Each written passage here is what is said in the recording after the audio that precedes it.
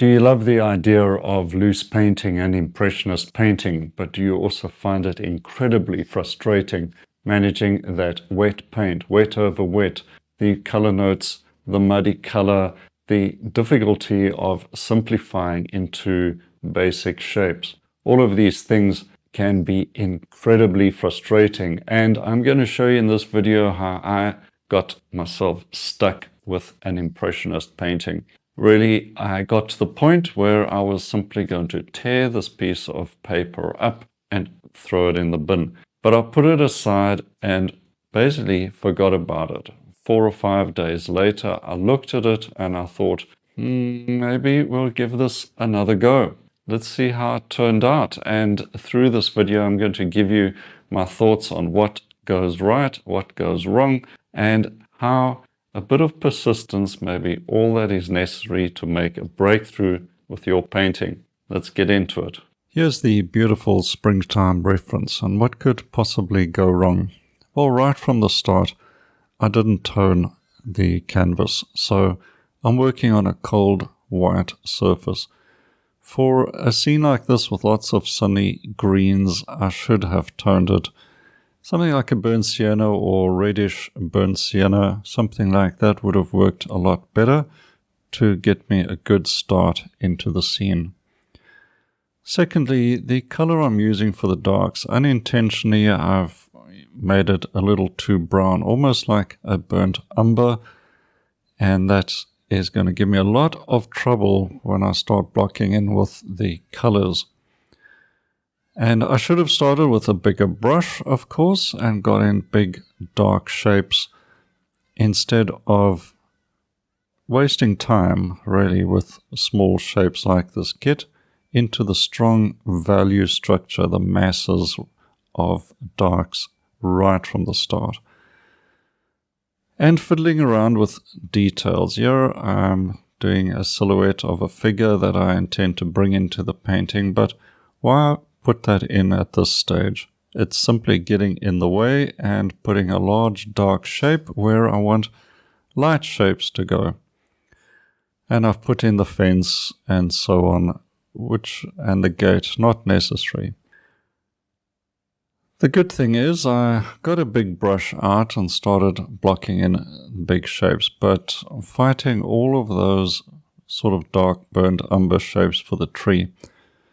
Instead, I should have just blocked in the big green shapes, whether they're shadows or light greens, blocked that in right from the start and added the tree shapes over that. Because the tree and branches are actually a very small part of the scene. It's all about the greens. So I am getting some of the shadow colors in here, and it's okay. But still trying to get that tree positioned, and it's still a little too soon. Now, too many browns are in those shadows that should all be greenery and etc. Getting rid of the figure, of course, but now my color notes are not as sharp as I would like them. Right, values and color temperatures are incorrect. Okay, so the value pattern should have been big shapes right from the start, and the cools in the shadows should have been a priority, bringing in blues and blue violets right at the start in the dark shadows, and also in fact in the tree trunk should have been more blues, greens and violets than burnt umber.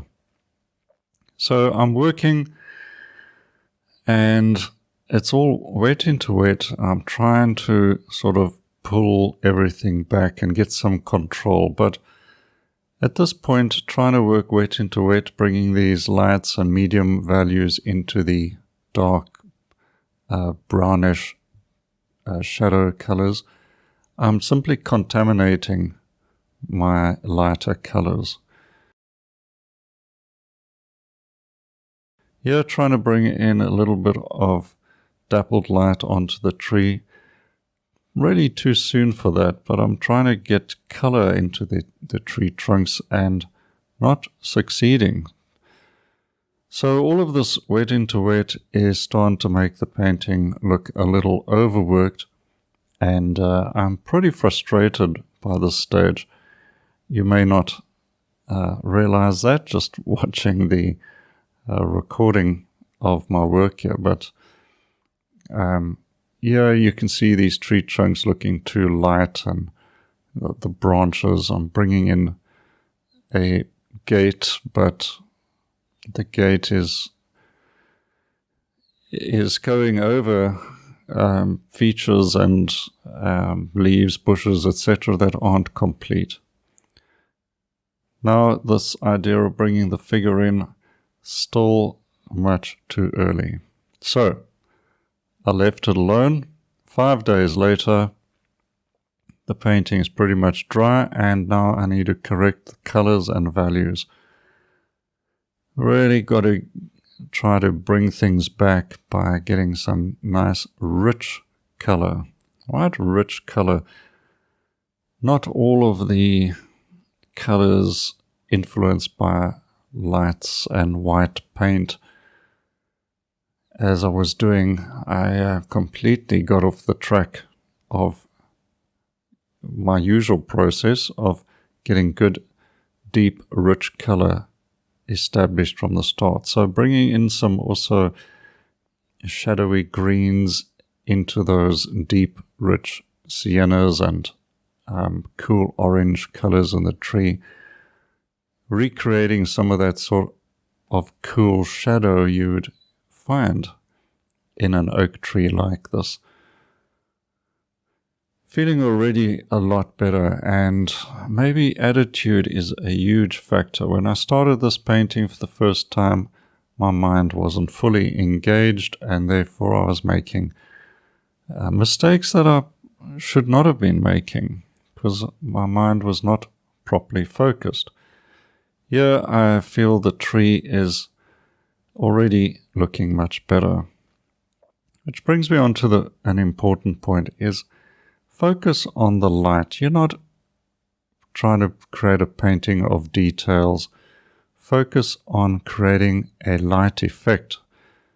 And that is the essence of an impressionist painting. What is the light doing? Are viewers going to get an impression of the light?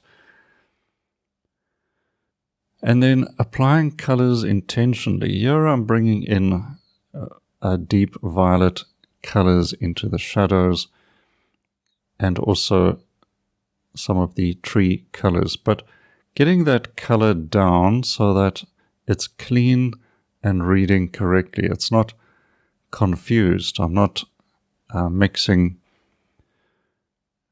lights and shadows and getting a sort of a muddied up shadow where there's too much white.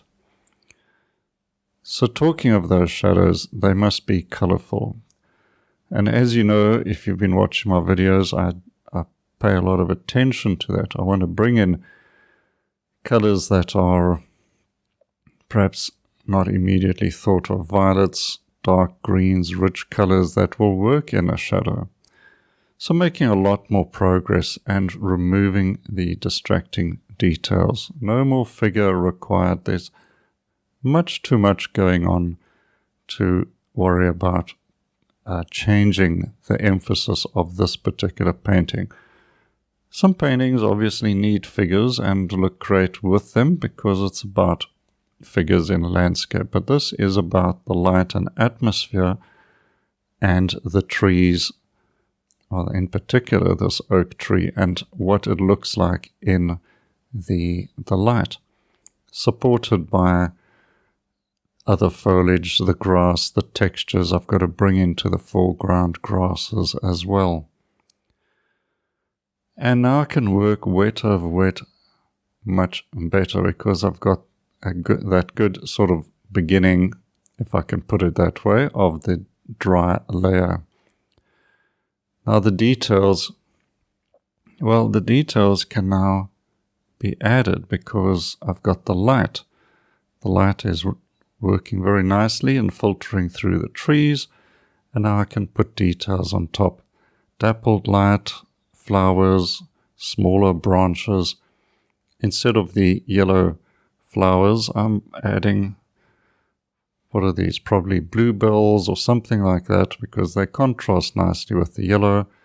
And now I can add the fence and kind of downplay the fence, or the gate, I should say, just a little. It's kind of a cool alizarin and blue mixture. A few little highlights on there just to break things up with the rigger brush, but otherwise it's not conflicting with the tree and shrubbery, etc. behind it, but looks like it's more part of the scene.